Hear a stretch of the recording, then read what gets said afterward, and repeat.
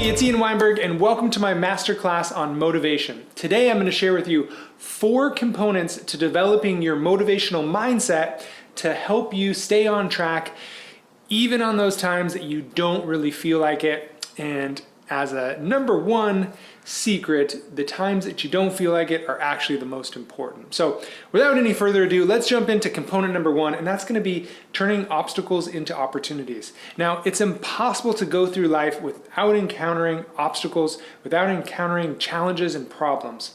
But what you can control, because you can't control that, what you can control is your reaction to them.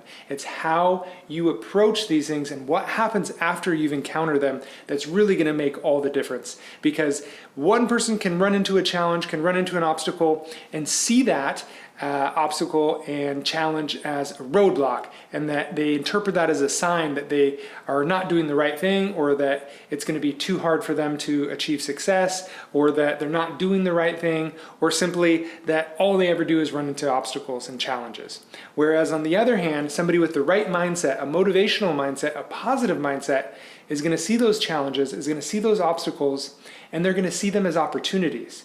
See, what I want you to start thinking about is when you encounter an obstacle, when you encounter a challenge, instead of thinking you're doing the wrong thing, flip that around and recognize that that's the right thing. Because that obstacle and that opportunity are one in the same. Because obstacles allow you, it gives you the chance to become stronger. It gives you the chance that once you've overcome that obstacle, that next time a similar obstacle, because there's always going to be challenges and obstacles, when that next one comes, it's going to be easier for you. Or at minimum, you're going to be ready for it because you've encountered one before. So really understand that when an obstacle presents itself, if you can spin that around a little bit and see that obstacle as an opportunity to get better, to grow, to get stronger, then you will grow, you will get stronger, you will get better, and it helps you build up your resilience. Because what most people are lacking is resilience. And you've heard the popular term is grit, and it's kind of one and the same. And really it means how long can you stay at something when it's hard, or when it sucks, or maybe when you're cold, or when you're tired. These are all potential obstacles, generally physical, right? And there's going to be other obstacles out there, but how long can you push against something when you can't do it? And the longer you can push, the more likely you are to succeed. And that's building up your resilience. So again, next time that presents itself, because there's always going to be another obstacle, there's always going to be another challenge down the road, you'll be able to get past that. Or you'll say, hey, I've worked past an obstacle before, I can do it again now in the future. So think about, as obstacles present themselves, that you're tired, that you're working from home, that the kids are at home, that you're homeschooling. There's all these obstacles out there, and how can you flip those around and see those as an opportunity? How can the homeschool be flipped around into an opportunity to spend more time or have a bigger influence on your kids' education? How can the obstacle of working from home turn into the opportunity that you have a little bit more control over your schedule or over your mornings, and you can sneak in some exercise? Or how can the obstacle of your gym is closed, ours isn't, by the way, that your gym is closed, that gives you the opportunity to get back outside and doing the things you really like to do in the past, maybe rollerblading or bicycling or swimming or hiking, right? There's always a hidden obstacle if you kind of dig deep into that. There's always that hidden opportunity. If you dig deep into that obstacle, you can recognize it. So moving on to number 2, motivational mindset. Number 2 component is do the work. Too often throughout the years, I've seen folks who are working on their fitness or working on their business or any sort of component in life is they're looking for the easy way. They're looking for the secret. They're looking for the hack. They're looking for the, hey, how can I make this a little bit easier for myself? And when you do that, you're missing the piece that is actually going to get you successful. And that is the hard work. There is no secret, and there is no alternative version to doing the hard work when it comes to success. And if you have been successful at something without doing the hard work, whatever success you had, whatever results you got from that, they're not going to be there for very long, right? The best example is people who win the lottery. All of a sudden they've got all this money, but they don't have the mindset around having the money, and they didn't really do any work to get it, and usually it's gone before you can snap your fingers, and those folks usually don't have a very happy ending. Whereas the people that start with very little and do all the hard work, the early mornings, the long nights, the extra work that it takes to be successful, they're generally able to hold on to that success longer. And you see that in the fitness world as well. If you go the crash diet or the fad diet that gets you these overnight results, they don't last very long. But when you take a step back and you're consistent with eating healthy and moving your body long enough, doing the hard work, you're going to sustain those works. You're going to sustain those results a lot longer. So don't get sucked into this mindset of finding the easy way around it. There's always going to be hard work needed, required, and it's a foundation of being successful. And don't shy away from it, okay? And that spins right into this next component, number 3, which is it always gets easier when you recognize how hard it is. Because when you're approaching a challenge, when you're approaching an obstacle, thinking it's going to be easy, thinking, oh, this is going to be a snap, this is going to be a walk in the park, and then all of a sudden it's not, if you're not mentally prepared for that, you're going to be in for a really big letdown. And because you're not mentally prepared, you're not going to be successful. So for a simple example, if off you go for a hike and your friend tells you, oh, it's an easy 5-mile hike, just a little bit of elevation, no big deal, you're not going to be prepared mentally, you're probably not going to be prepared physically, and you're probably not going to be prepared nutritionally if all of a sudden that hike turns out to be a 10 or 12-mile hike and you're climbing 4,000 or 5,000 feet before you get back home. You're going to be mentally and physically exhausted. Now, on the other side, if your friend tells you, hey, we're going for a big hike today, it's 12 miles and it's 5,000 feet round trip, you're going to say, okay, I'm going to bring my backpack with my water and some snacks, and this is going to be a tough one, so I'm going to get a good night's sleep the night before. So you'll be mentally, physically, and literally prepared for that hike.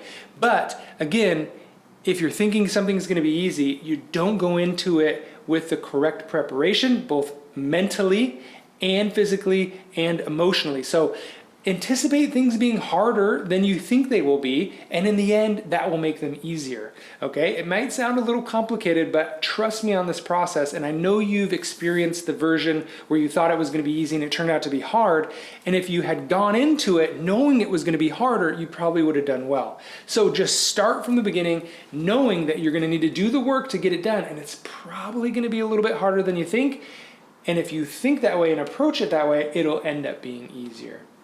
Now, the last component for the ultimate motivation and my motivational mindset to success is extreme ownership. So this is just another way of saying that you have to take responsibility for your life. Because when you don't, when you put that on other people and you put that on other circumstances, you're going to be setting yourself up for a really big letdown and a disappointment when it comes to not reaching your goals because you're pushing it off on other people and you'll never end up being successful. So what I want you to do is take extreme ownership when it comes to your success and when it comes to you getting done what you need to get done.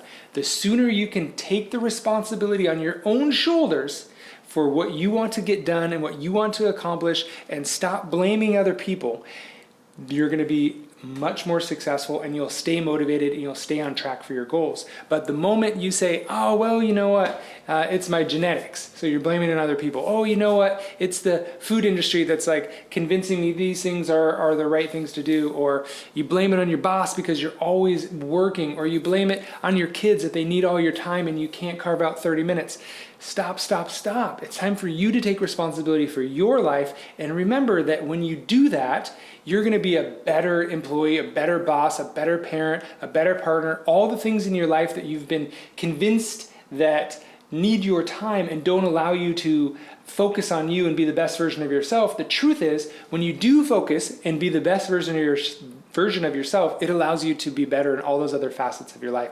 But you have to take extreme ownership. If something doesn't get done, you can't blame it on somebody else. You've got to take responsibility for it and say, how could I have gotten that done or taken the extra step or communicated better or adjusted expectations so that those things do get done. So take extreme ownership in your life and the responsibility that that brings with it, and you'll be massively more successful. So as a quick recap, number one, those obstacles that you're encountering, how can you see those as opportunities? How can you see those as a chance to get stronger, as a chance to get better, as a chance to prepare yourself for the next obstacle that comes along and share that wisdom and that strength with other people? Obstacles are opportunities. It's your decision to react.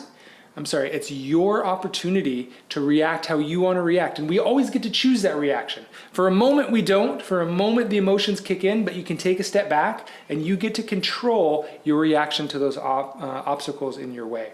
Now, number 2, it's you have to do the work. Stop looking for the shortcut. Stop looking for that secret hack. You have to do the hard work it takes to get those results, and don't shy away from it. Instead, embrace that. Embrace the process of hard work and recognize that that hard work and that goal that you have is going to get easier when you recognize that it's harder than you think it's going to be. So prepare yourself physically, mentally, emotionally, spiritually, that goal that you want, it's not going to be easy. Despite what somebody might tell you, it's going to be challenging. So you have to step up to the occasion and get it done. And part of that stepping up is the extreme ownership that you need to have around your goals and around your life, and take responsibility back. And there's such a sense of control. And some people are scared of that extreme ownership because it feels like if you can lean on other people, then you have more help. But the reality is that's just not true. If you put everything back on you and say, I can do this, I'm responsible for my life, I'm taking ownership for my goals and what I want to achieve and my success, it's such a freeing feeling. As soon as you take that responsibility back and say, it's on me, and then you can be disappointed in yourself, or you can feel grateful and feel proud of yourself. And it's gonna be both. It's not the one all the time, but just that step of saying and looking in the mirror and saying, I'm responsible for my life, I'm responsible for my success, I'm responsible for what I want to accomplish, is gonna be a big, big change if you can really embrace that and implement that. So take these 4 tips, feel more motivated, but not just motivated. Understand that these are the strategies around success in the different areas of your life that I know that you can and you will improve. Thanks so much. See you later.